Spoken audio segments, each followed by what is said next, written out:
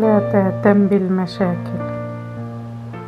كلنا نتعرض للمشاكل في هذه الحياة، لكن تذكر أن كل مشكلة تعطيها أكثر من حجمها، أنك في الحقيقة تسقيها من ماء صحتك وعافيتك.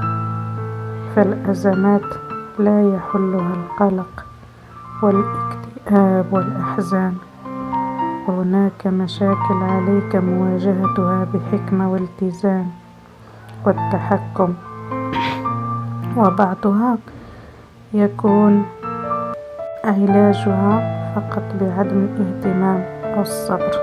لا تهتم بكل مشاكل،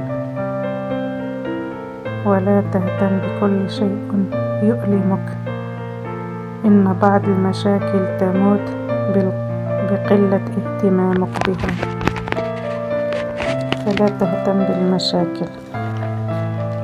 اللهم بدل قلقي سكينة، وهمي انشراحا، وسخطي رضاء، وخوفي طمأنينة. اللهم بدل عجزي قدرة، وضيقي فرحا، وعسري يسرا، وضعفي قوة. والسلام عليكم ورحمة الله.